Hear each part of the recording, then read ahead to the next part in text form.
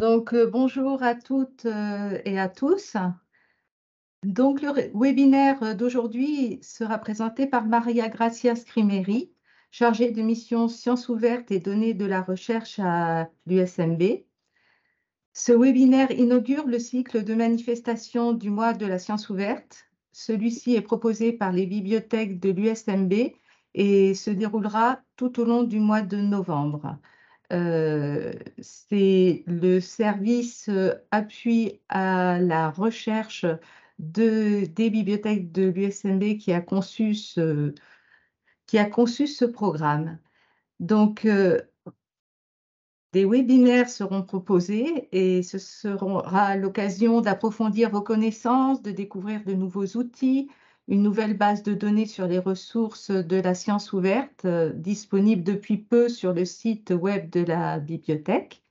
Nous vous proposerons également des permanences dans les différentes BU pour venir discuter sciences ouvertes avec nous. Donc, 3 permanences sur chacun des sites. Le programme, vous le retrouvez sur le site des bibliothèques. Je vous souhaite donc à toutes et à tous un bon mois de la science ouverte. Merci. Merci Gaëlle.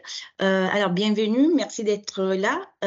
Moi je partage l'écran, j'arrête ma caméra, je partage, voilà, ça devrait marcher. Et donc là je vous propose de commencer, de débuter l'événement, enfin le mois de la science ouverte, par une introduction, par un aperçu rapide de la science ouverte.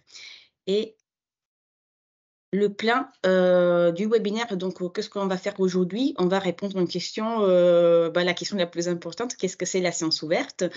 On va voir qu'est-ce que ça veut dire concevoir la démarche scientifique de manière ouverte et comment mettre en pratique les suggestions, les conseils pour cette démarche scientifique ouverte.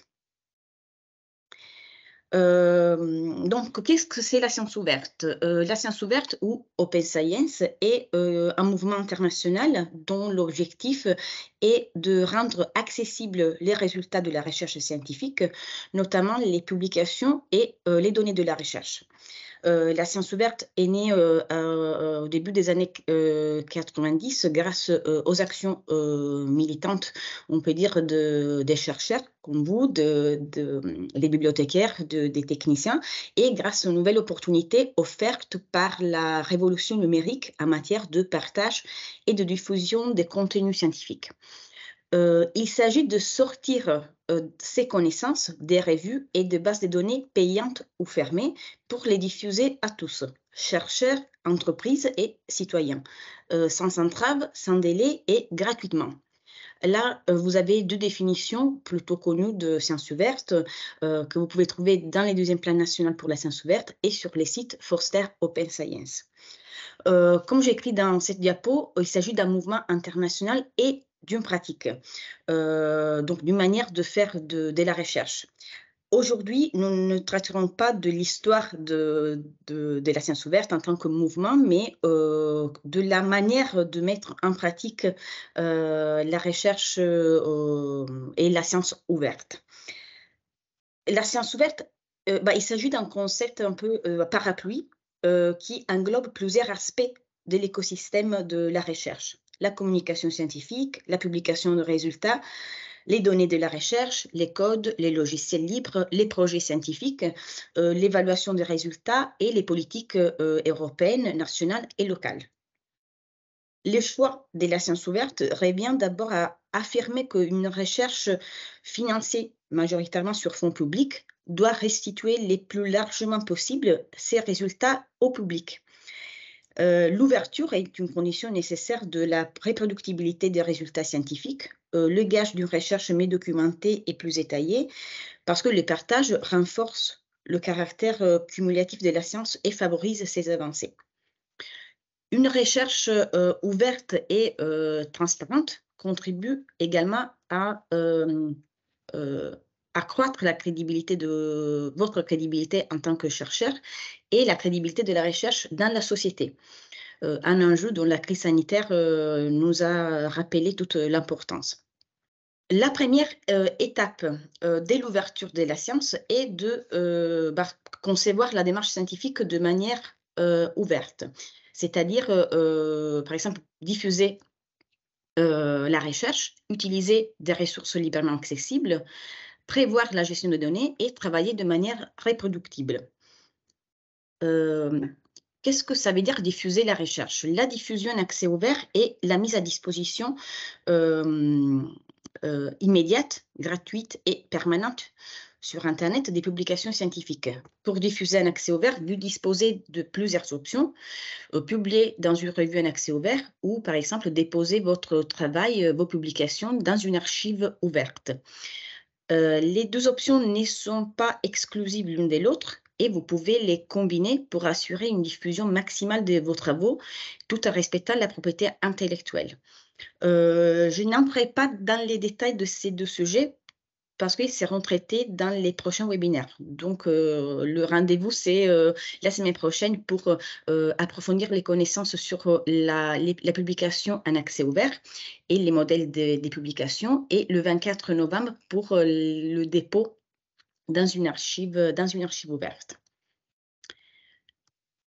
Utiliser des ressources librement accessibles. Donc, vous débutez votre thèse ou votre projet de recherche, vous avez besoin d'accéder aux publications, aux communications ou aux données déjà produites dans votre domaine.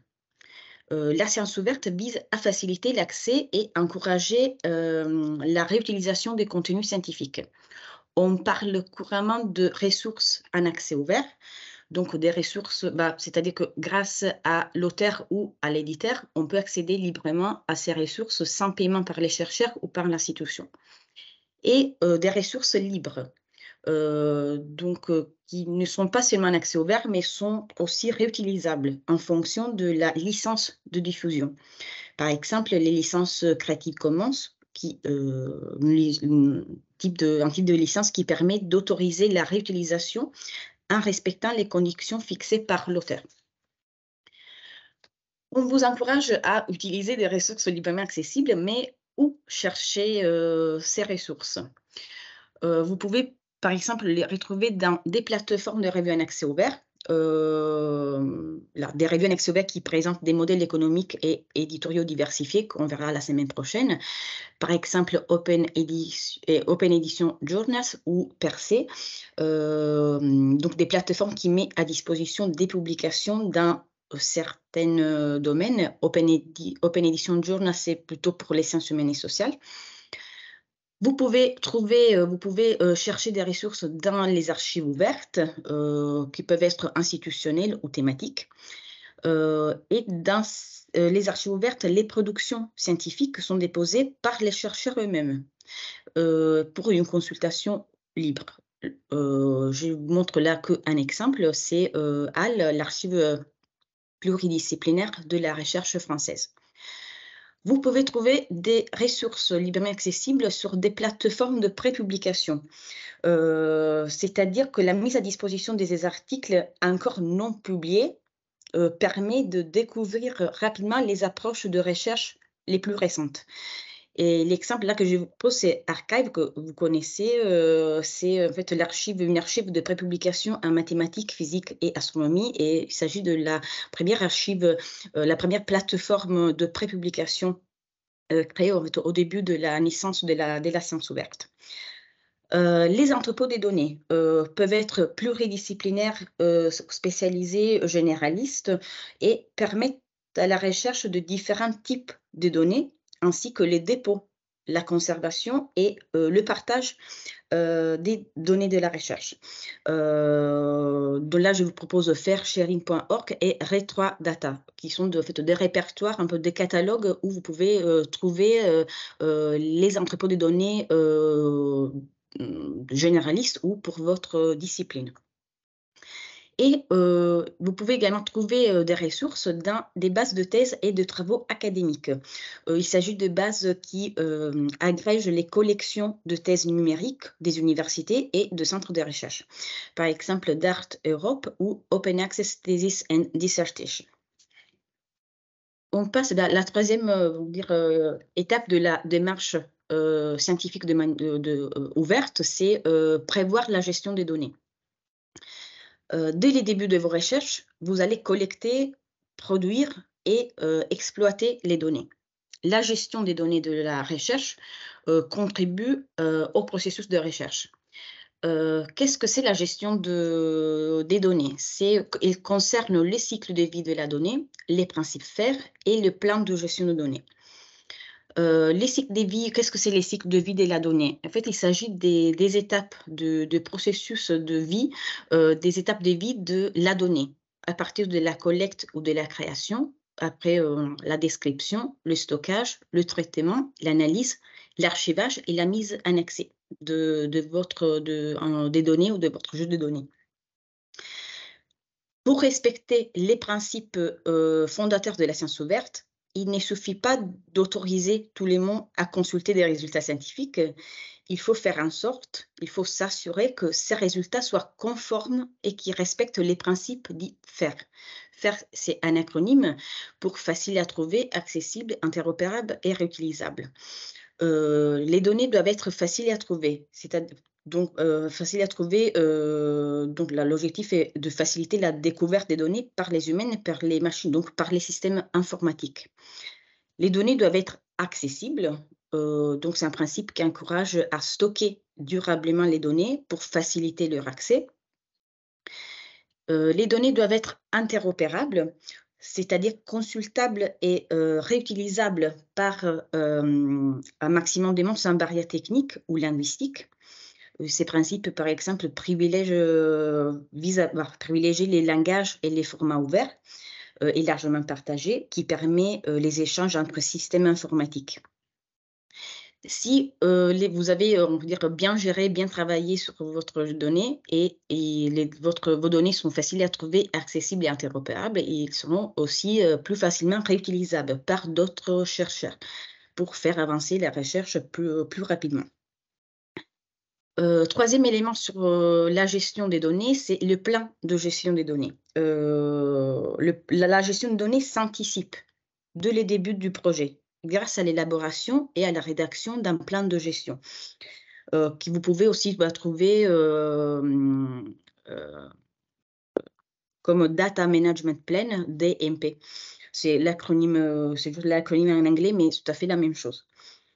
Il s'agit d'un document évolutif qui vous aide à réfléchir à la manière dont vous organisez vos données, vos dossiers et autres documents d'appui pendant et à l'issue du projet. De nombreuses agences de financement de recherche, dont l'ANR, mais aussi si vous cherchez un financement de l'Union européenne sur un projet Horizon Europe, une bourse Marie Curie, nombreuses agences de financement demandent désormais la fourniture d'un plan de gestion de données. Dont là, je disais, c'est un document évolutif à concevoir avant le démarrage de la collecte des données et à mettre à jour tout au long de votre projet de recherche. Que doit contenir un plan de gestion de données? Il s'agit d'un document organisé en rubriques. Donc là, pour chaque rubrique, il faut répondre à certaines questions. Par exemple, la rubrique collecte et documentation. L'objectif est de décrire le type, le format, les volumes des données que vous allez collecter. Et cette première description permet de créer une documentation utile pour la compréhension de vos données et qui sera à enrichir lors de la phase de production. Deuxième rubrique, par exemple, sauvegarde et stockage. Comment les données seront-elles stockées et sauvegardées pendant la recherche? Qui sera responsable de la récupération des données en cas d'accident? Ou encore une troisième rubrique concerne les points juridiques et sécurité. Quelles règles de protection s'appliquent à vos données? Quelle méthode allez-vous utiliser pour garantir la protection des données personnelles ou autres données sensibles si vous travaillez sur des données sensibles?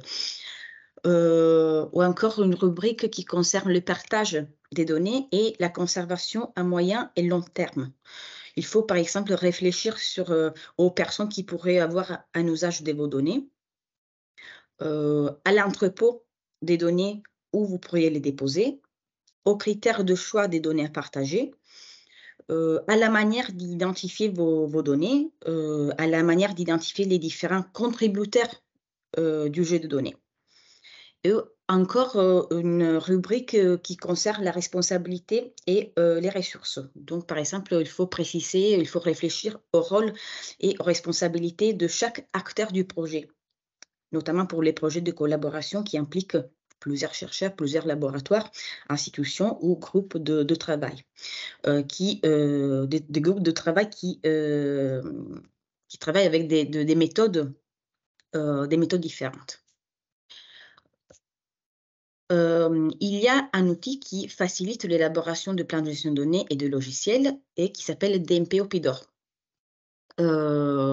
C'est tout à fait gratuit, ça suffit de créer un compte. Vous avez accès à plusieurs modèles de plans de gestion de données. Par exemple, les modèles demandés, créés par l'ANR ou pour le projet Horizon Europe, et vous avez aussi accès à des plans de gestion de données déjà rédigés que vous pouvez consulter.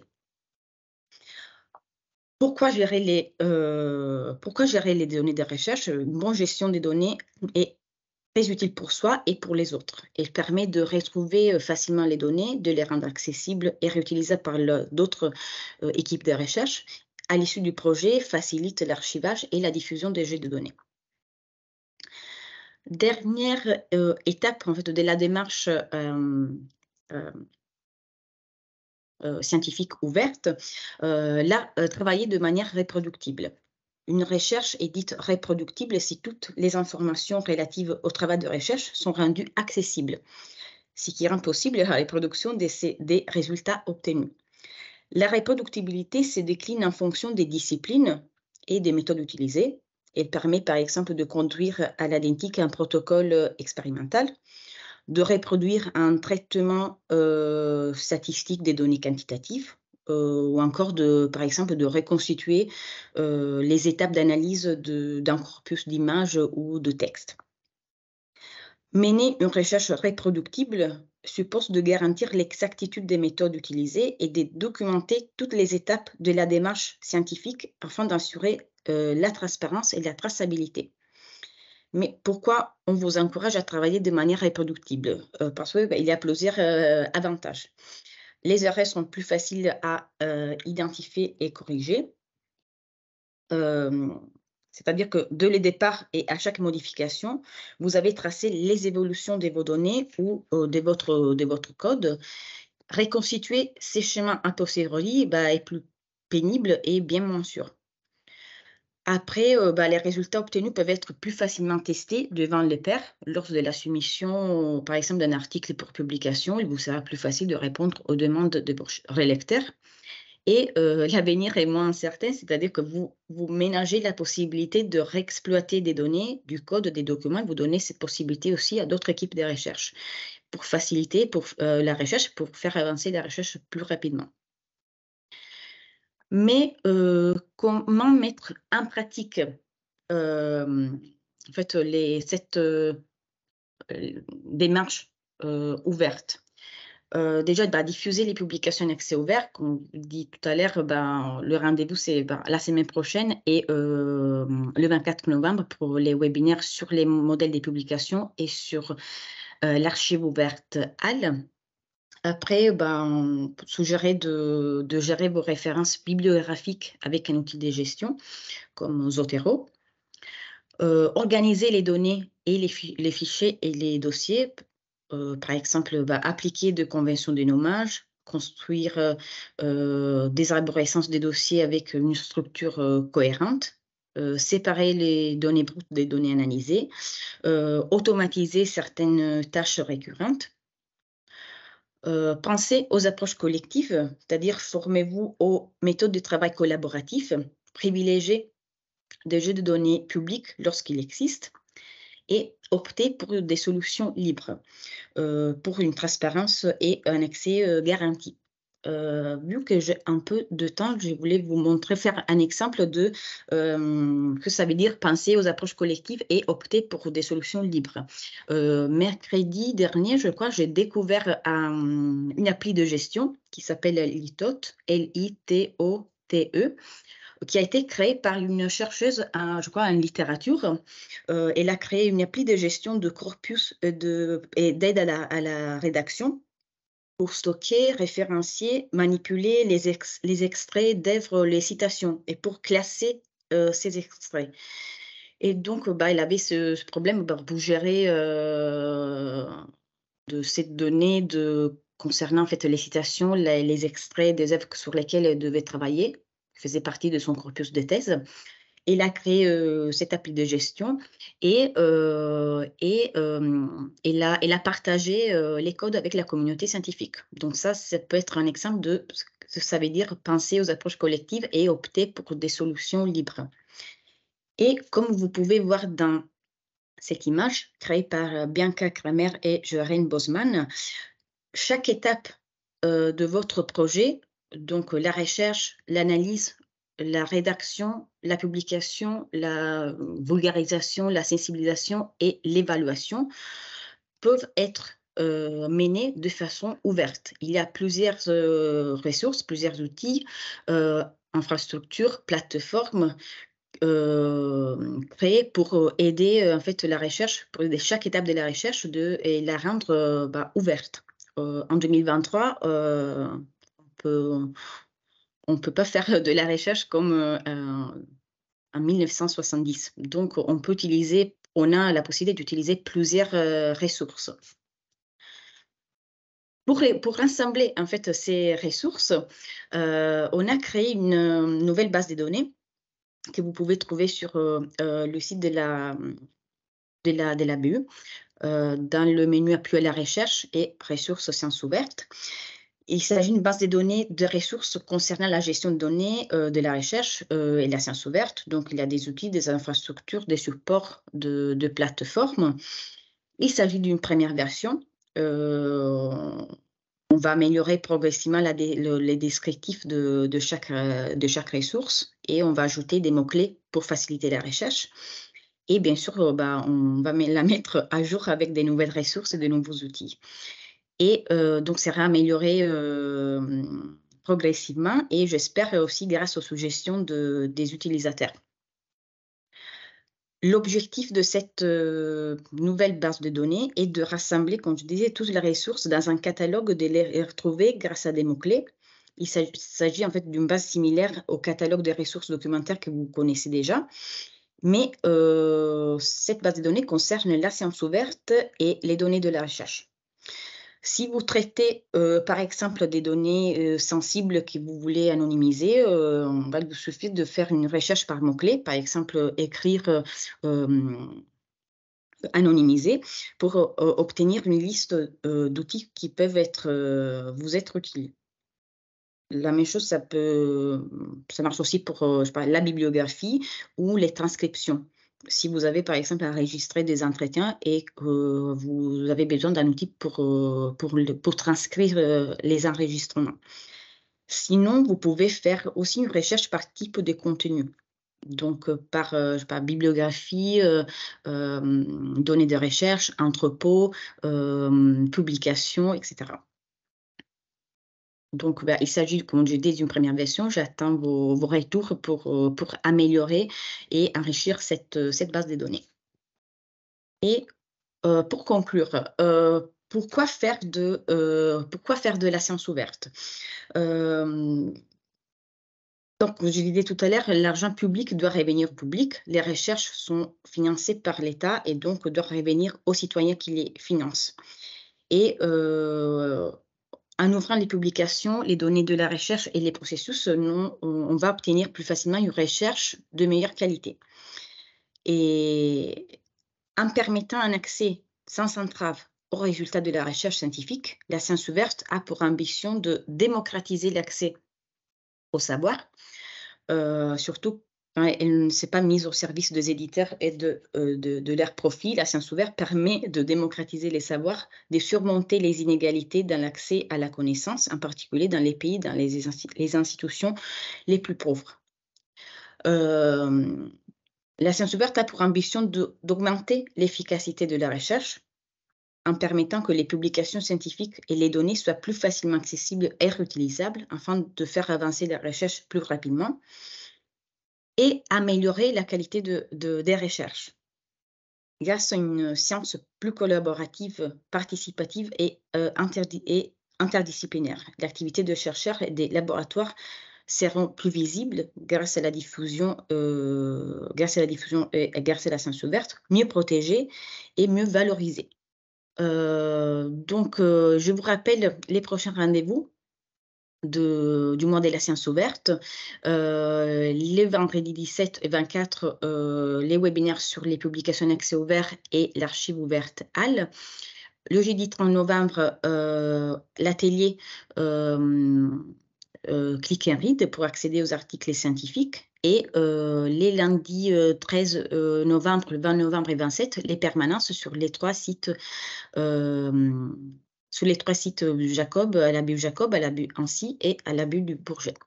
Les pots d'appui à la recherche sera présent sur les trois stands. Donc, avec les collègues chargés des ressources numériques, des thèses et des archives ouvertes.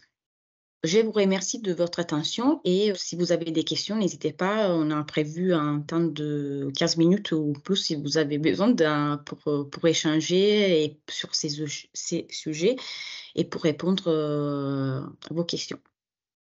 Bonjour, merci pour la présentation, hyper intéressant. Moi j'ai une petite question, j'ai mal entendu l'outil que vous avez dit tout à l'heure d'une femme qui avait créé cet outil-là, je crois que c'est... Oui, je n'ai pas dit les noms de la chercheuse parce que là, je n'ai pas noté. L'outil de gestion, c'est Litot. J'ai écrit dans le chat, dans la conversation. Et okay. Je récupère l'article que j'avais trouvé. Voilà. Super, merci. Je vous en prie. Voilà. Dans cette... article, en fait, elle présente un peu l'outil et en fait, la naissance, pourquoi elle a créé et pourquoi elle a choisi de partager les codes avec la communauté scientifique. J'avais une petite question. Oui. Donc, vous allez organiser deux séances, je crois, sur chacune des BU des sites du Bourget et d'Annecy. Alors, si j'ai bien noté, pour Annecy, c'est... le lundi 20 novembre, c'est ça? Oui, le 20 novembre, oui. Et alors, est-ce qu'on peut avoir un peu une idée du contenu? Est-ce que c'est des séminaires organisés avec des présentations, un peu genre tournée formation? Quel est l'objectif de ces... Non, c'est plutôt une permanence. Donc, pour qui n'a pas la possibilité d'être là pour les webinaires, ou si vous avez une question concernant les entrepôts ou l'archive ouverte pour les dépôts de vos publications. Donc, on reste là. On a en fait un peu de temps pour échanger, pour vous aider dans des démarches un peu plus pratiques, ou pour échanger, pour répondre à vos questions. C'est vraiment une permanence. On n'a pas prévu d'atelier ou d'intervention. Ok, très bien. Merci. Je vous en prie. J'étais peut-être un peu rapide sur certains points, donc là, si vous avez des questions, on a le temps d'approfondir un peu des choses. Tout ce qui est plutôt application pratique, ça sera sur les semaines prochaines, c'est ça? Alors, la semaine prochaine, plutôt modèle des publications, diffusion en fait de la recherche, publication en accès ouvert, les modèles des publications, je ne sais pas si on peut la voie verte, la voie dorée, les paiements des APC, choisir la revue en accès ouvert que vous publiez et le vendredi 24, plutôt ciblé, archive ouverte HAL. Donc, les dépôts des publications, des articles, mais pas que des publications. La création les identifiants chercheurs, le CVA, un peu la découverte un peu de l'archive ouverte HAL et des possibilités qu'offre aux chercheurs. OK. Je n'ai pas de questions dans le chat, Fabien. Merci, Fabien. À la semaine, à vendredi prochain. Alors, je crois que oui, oui, je crois qu'il n'y a pas d'autres questions. Oui, il n'y a pas de questions. on va terminer pour ce webinaire et puis on vous donne rendez-vous soit en présentiel sur les différents sites, soit lors de prochains webinaires. Merci à tous. Merci à tous. Merci. Bon après-midi. Bon après-midi.